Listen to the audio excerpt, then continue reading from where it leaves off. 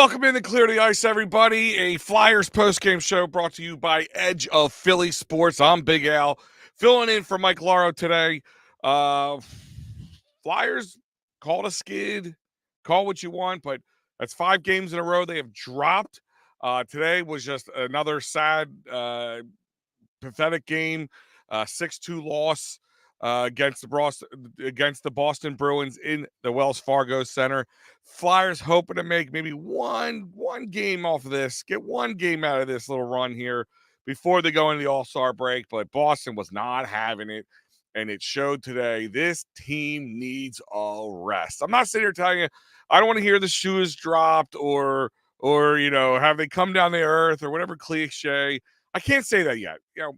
4 or 5 game losing streaks happen. I mean, Boston around Christmas time or into Christmas time, they weren't doing that great either, and they turned it around. So right now they're in a skid. We'll call it a skid for what it is. But they haven't won since that game against the Stars about a week ago now. Exactly. The game against the Stars. That's right. Then, of course, they dropped the one to the Avalanche after that, the Sens, the Lightning, the Red Wings, which was a tough loss, 3-0. And then, of course, here we are, 6-2 loss to the Boston Bruins. And the Flyers just looked out of sorts, fatigued, not wanting to be there. I guess a good way to put it. I mean, they're still fighting the dog. It's not like they were just kind of going through the motions, but frustrations really started to set in. I don't know if it has anything to do, and I'm not blaming on this, but as the team is a little distraction with the whole Carter Hart situation, not having Owen Tippett.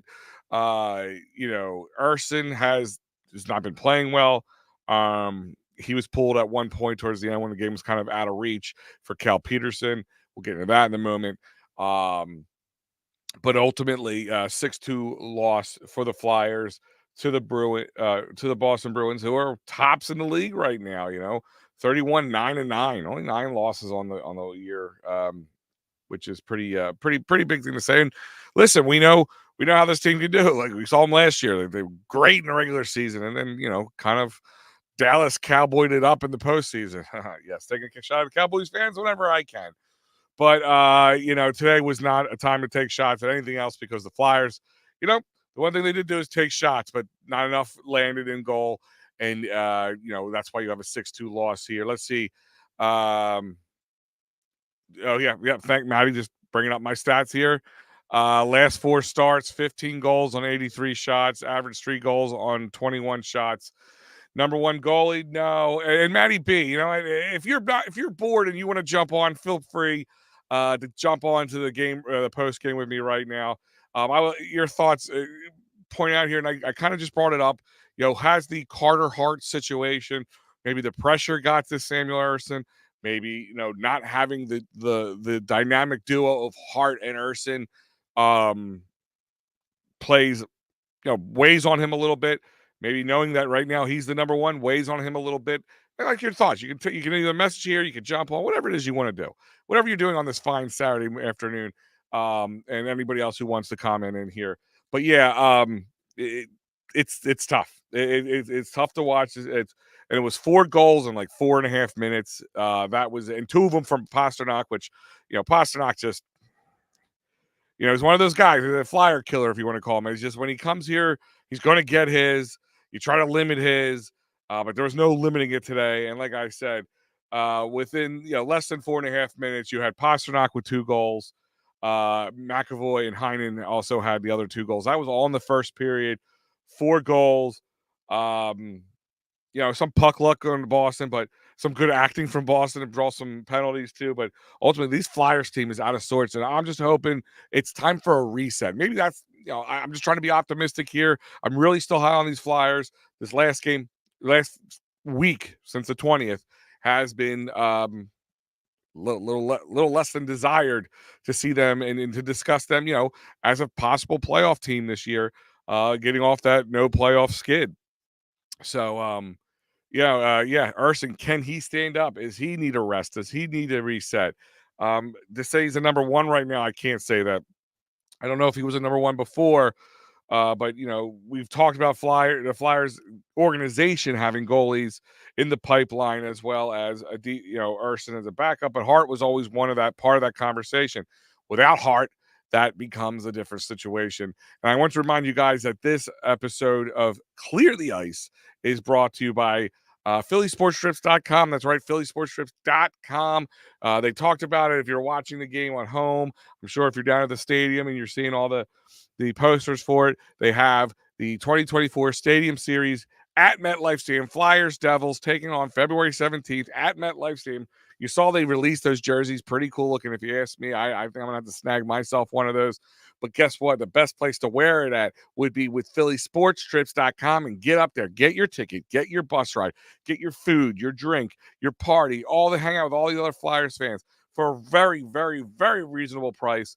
Go to PhillySportsTrips.com. If that doesn't get you maybe a nice warm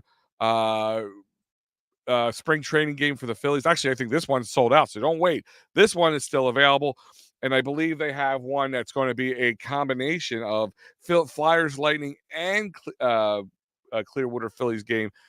Check that one out as well. Go to PhillySportsTrips.com.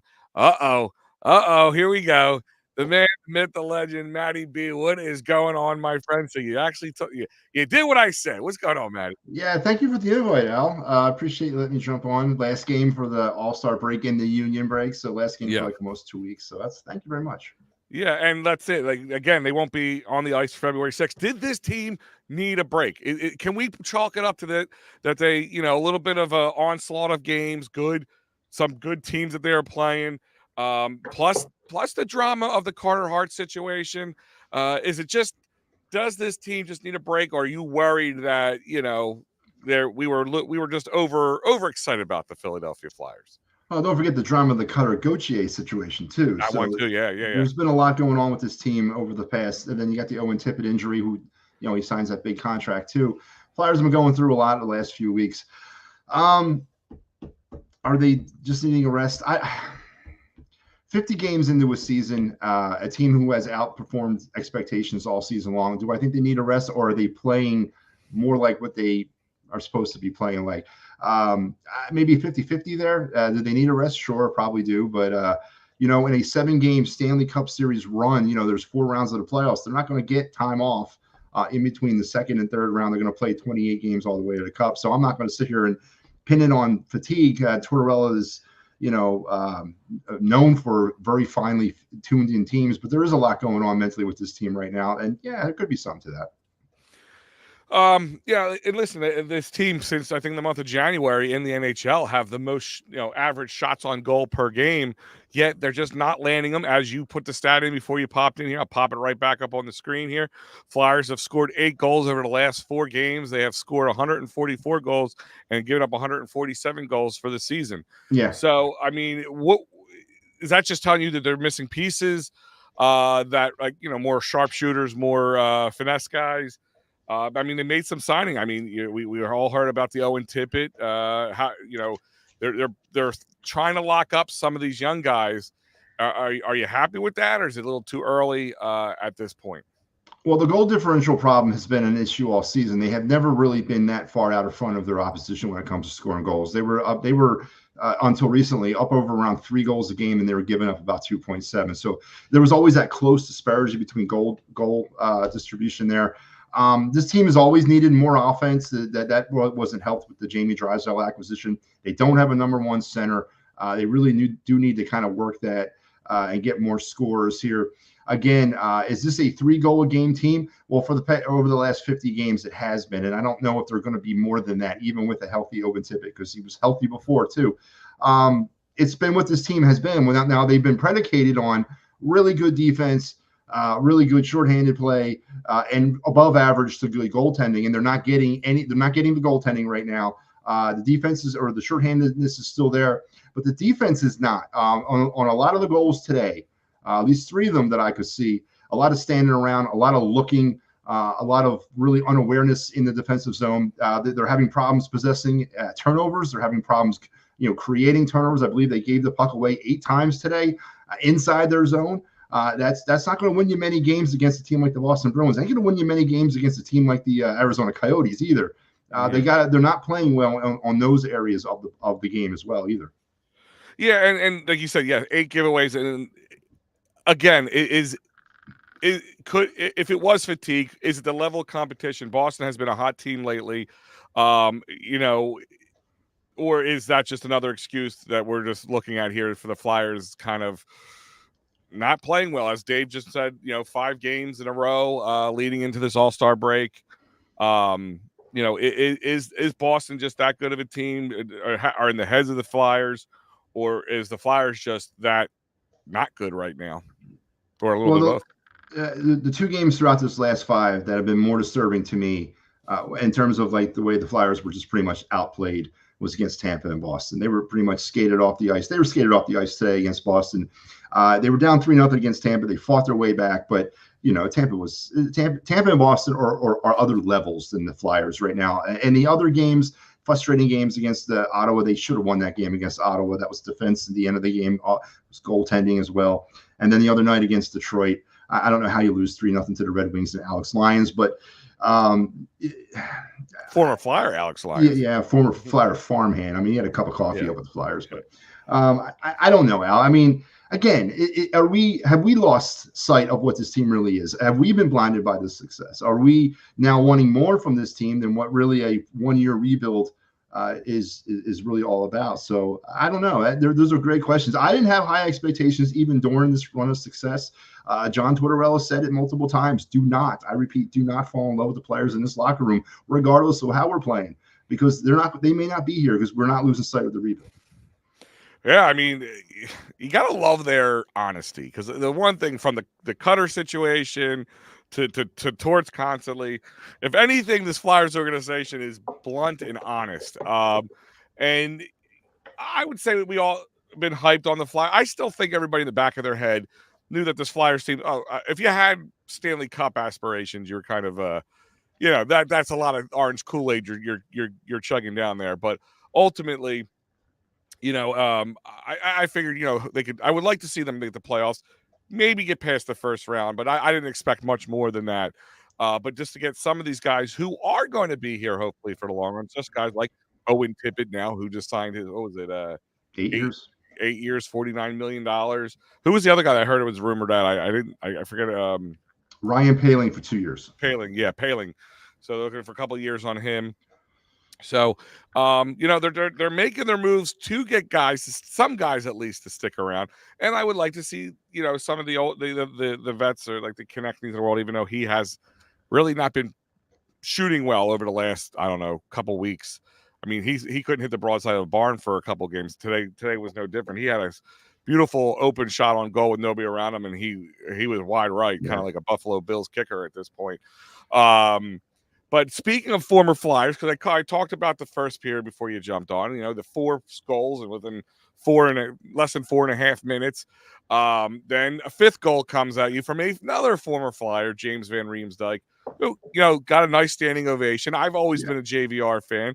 Never wanted him back the second time. I didn't really want to go with the retread, but big JVR fan was here. I still have my JVR jersey, my original one with the original number, not the number for when he came back.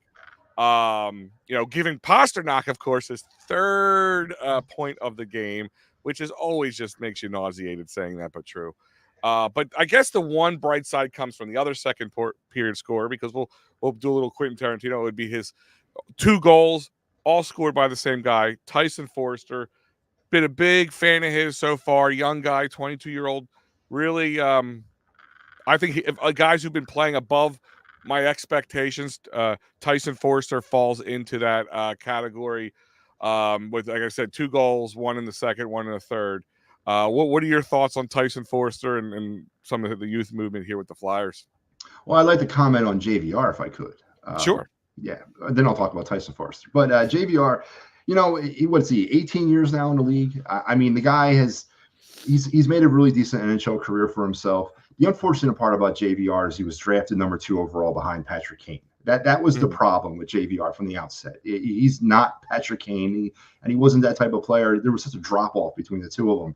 And he's always going to be compared and always looked at as the number 2 overall pick, and expectations were always going to be higher for him. But you're right. I didn't want him back the second time. I didn't want him back, especially for 5 years. under that kind of money. But it's good to see JVR linking on with a team that could potentially make a cup run because he hasn't won a cup yet, and he has, I don't think, even. Yeah. I think he was with the. He was a no, yeah, he was the 2000. He was on the 2010 team, but he hasn't won a Oh cup yeah. yet. But He's about to hit his thousandth yeah, game, and I think they say there's 985 for today. Was exactly. it? Yeah. So yeah, I mean that's how long he's been around for. Bush was in the. He was talking about when he was a young rookie when he Yeah. was when he was playing with the Flyers. So that just gives you an idea. As far as Tyson Forrester goes, one of the biggest players coming out of camp that really made a name for himself was Tyson Forrester. All the reports were how he really pretty much earned his spot on the roster out of camp. He had a cup of coffee with the Flyers at the end of last season, and he was definitely one of those higher touted prospects that we really wanted to see get in there. 2 goals today, that brings him up to 9. That's not been happening for him all season long. It's been a struggle for him to score goals. It's obviously frustrating him. He's a high energy, high motor kind of guy, and the Flyers are committed to making this thing work with him. It was really good if you want to pull positives out of today, as you said. Him getting 2 goals is great. Unfortunately, now he's got to sit for 2 weeks before the next Yeah. game, but yeah, it's good to see him score. He's in every play. He's just not getting the puck in the net, and those are going to come. It's a process for him, but it definitely was good to see him score today. Yeah, I think it was 100%. 2 shots on goal, 2 goals Yeah, in the back of the net. So, good overall numbers for him. And guys, speaking of good numbers and saving some good numbers and good money in your bank account there, go to sherrystickets.com. That's right, sherrystickets.com. Family owned and operated since 1946. Sports, concerts, theaters, you name it, they got it. I don't care if you're in Philly or any other way around the country, go to sherrystickets.com. Use the promo code EOP10 to save 10% off at sherrystickets.com. No hidden fees. Check out. The price you see on the screen is the price you pay, and you save that great additional 10% off by using only by typing in 5 digits EOP10. That's right, EOP10 will save you 10% off at sherrystickets.com. Then, of course, since we were talking about the goal score, there's one other goal score, which that goal score kind of summarized the whole game in my eyes. Here's Coyle out skating Travis Sanheim, and just using Sanheim's own momentum against him yeah. to barrel roll Cal Peterson, who just got in the game after they pulled Urson, and then easily just put that puck on net to make it 6-2 to pad the stats, and to just nail in the coffin for the Flyers. Uh, Again, let's go through some of the numbers here. The game stats. Shots on goal again favor the Flyers 37-28. It's just the ones that land in the back of the net that didn't favor them in this case. Face-off percentage actually very much so favored the Flyers, which a little shocking against a team like Boston. 58.5% to a 41.5% difference. Nobody of all those goals scored, 8 goals scored. None of them scored on a power play by either team. Both evenly matched in the penalty box at 6 minutes. Flyers edged them in the hits with a 17-15. The block shots, which is usually the Flyers' MO, was Boston's MO tonight with a 20-10 differential. And the giveaways, as you just mentioned earlier, 8-6 in the favor of Boston in this case, because you want the lower number. And takeaways was 4-2 in the favor of Boston with the 4. And this will be they will be seeing Boston 2 more times this year, and not until late March, which is interesting Yeah. because if this team does want to make a playoff run, they got to go through Boston 2 more times, once at home and once in Beantown. Matty B, again, I kind of go back to it right now. I mean, we look at the All-Star break, could not come at a better time for the Flyers. I know you said 50-50, but like what can the Flyers fix between now and then on this Yeah. break? Like what could get better for them right now? Why they have a little time away?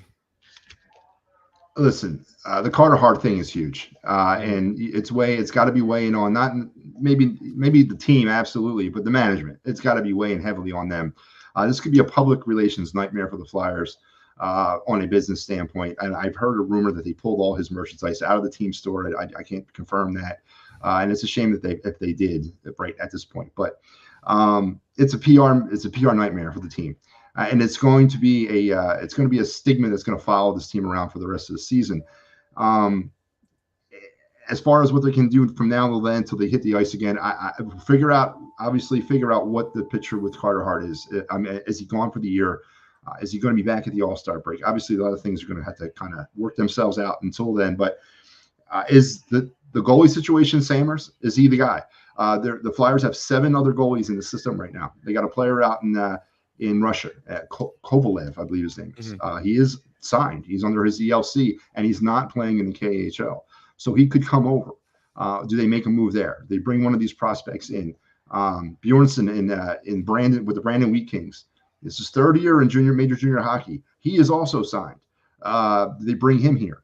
They drafted those 2 goalies, 2nd and 3rd round back to back. The goaltending is probably the biggest problem that the Flyers are going to have to figure out. The only thing they probably can really figure out between now and the start of the second half of the season. Yeah. And in my eyes, that was going to be my kind of question to you, and you kind of answered already. Do they bring one of these guys that they can bring in? Yeah. Because in my eyes, even if you don't believe or do believe in Samuel Ersson, I do not believe in Cal Peterson as a backup goalie. I think if anything, I think anybody and everybody can believe in. I know Cal Peterson. He was in that trade. They moved him around. That was just a salary dump, right? Yeah, nothing to do with talent. Cal Peterson's he's a backup in the AHL, for God's sake. So listen, no, he is not the answer going forward. But what we can fix between now and the start of play, other than, it's probably just a goalie situation. They got to figure out, and all they can do there is figure out what the goaltending tandem will be moving forward for the rest of the season. So as far as the other stuff, the defense, has not been a problem. They have the 2nd best penalty kill in the league. One of the worst power plays, but it's actually gotten a lot better over the past month or so. Offensively, is more scoring. They got to score more.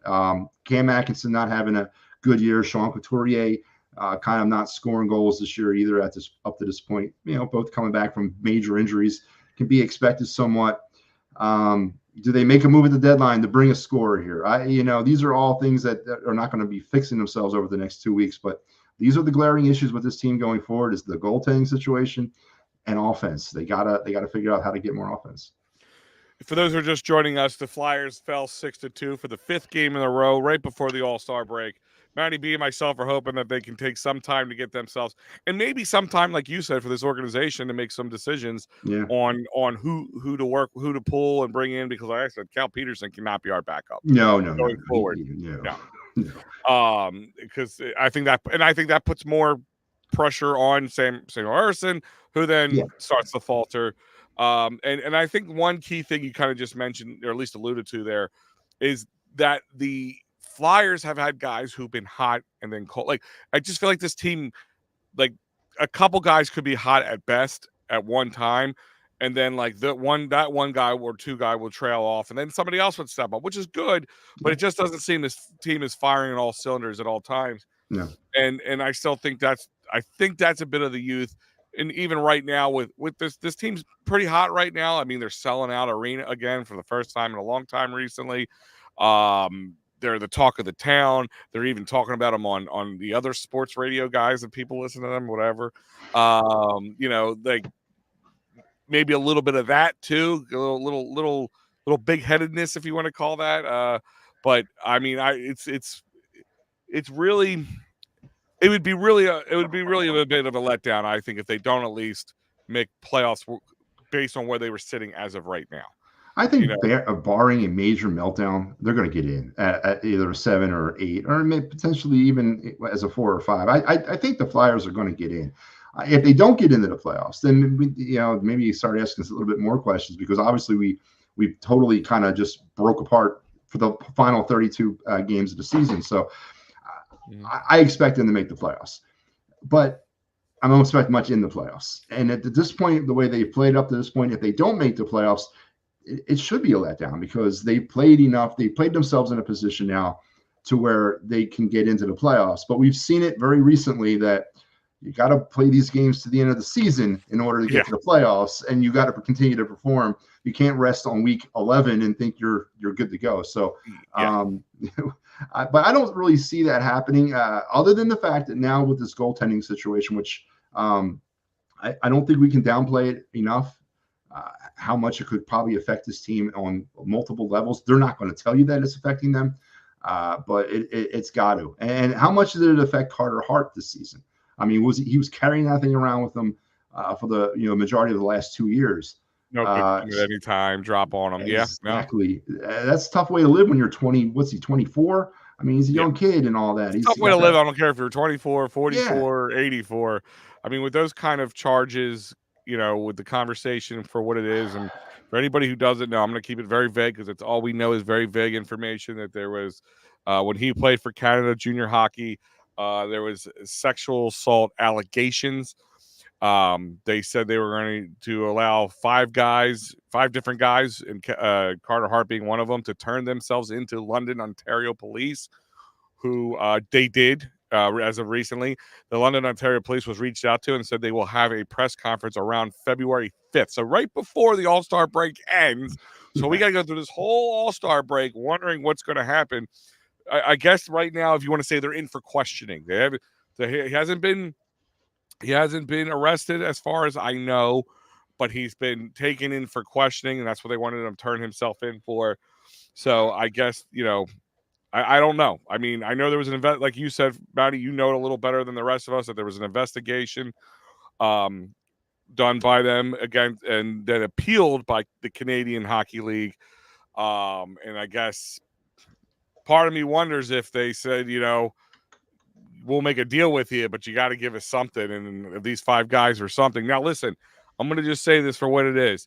If what is being alleged happened, then he deserves anything he has to get. Absolutely. But he's got to have his day in court, just like all 5 of them need their day in court. And the thing was, the NHL conducted a separate investigation of this incident. So basically 3 investigations, a criminal, one by Hockey Canada, and an investigation by the NHL. The NHL, as you mentioned, finished their investigation in November, submitted their results to Hockey Canada. One of the people that was named in the NHL investigation appealed the ruling through Hockey Canada. And that's why we kind of had a kind of a pause X there between November and now, as that appeal process was being kind of went through now.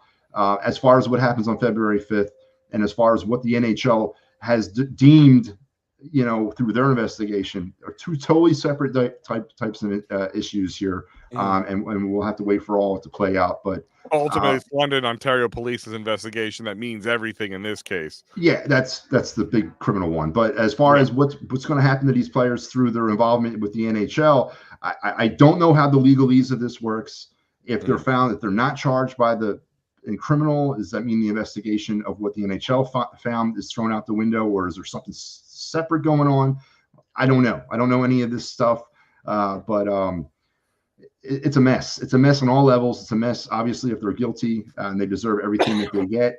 If they're innocent, then you know what? They deserve everything they get. So it's a tough spot to be in. It is a tough spot because, playing devil's advocate, say it finds out that it is all BS or something, and they can kind of start over again. That kind of stuff does follow you around.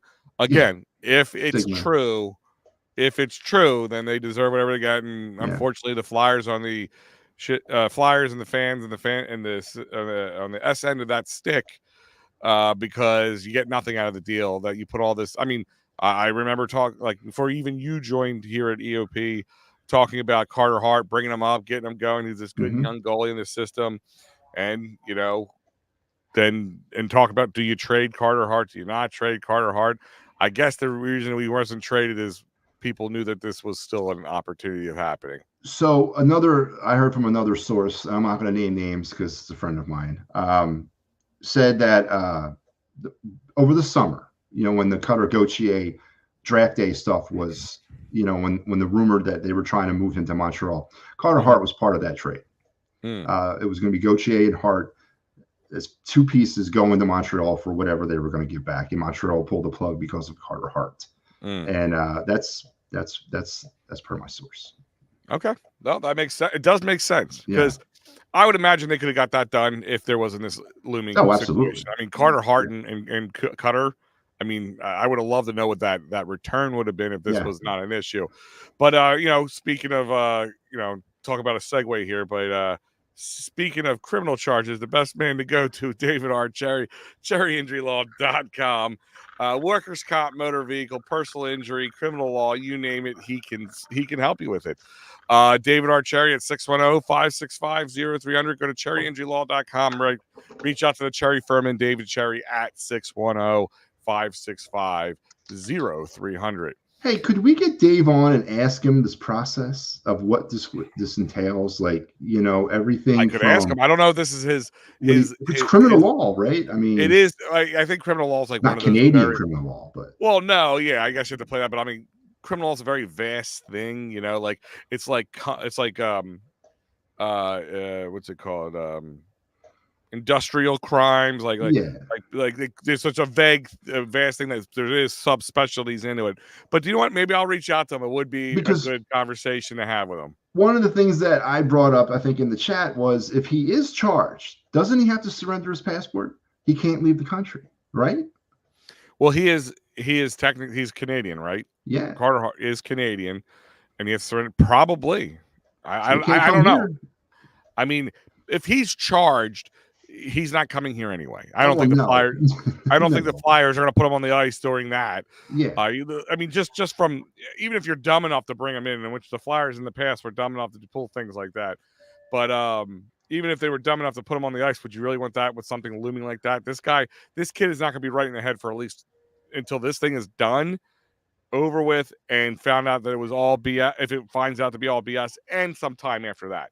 But like So finding out what the process is. And again, I know he can't verbatimly speak it because he's not involved in the case, but like yeah, what we expect, arraignment, pretrial, trial, all those types of things. How long do you think this would yeah. take and all that?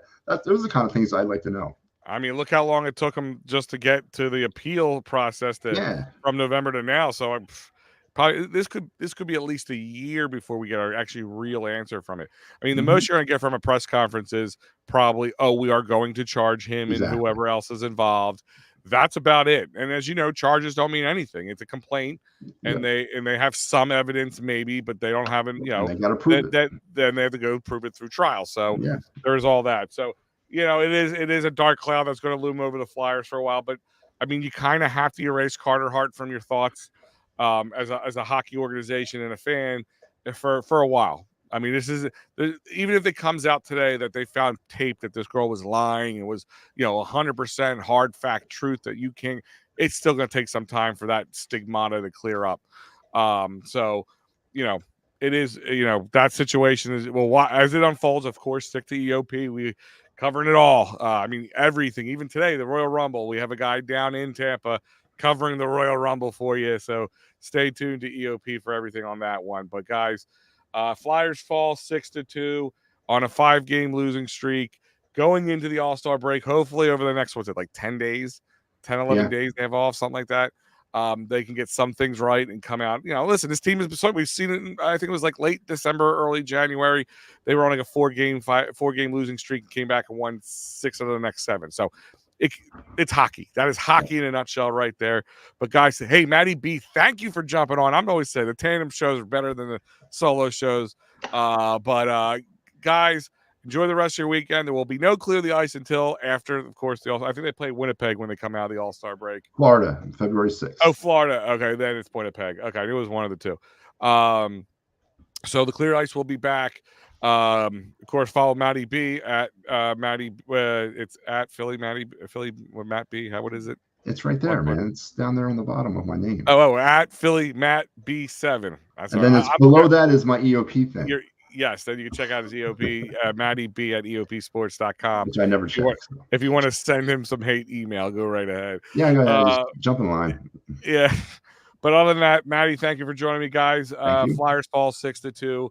And we'll see you all after that All-Star break.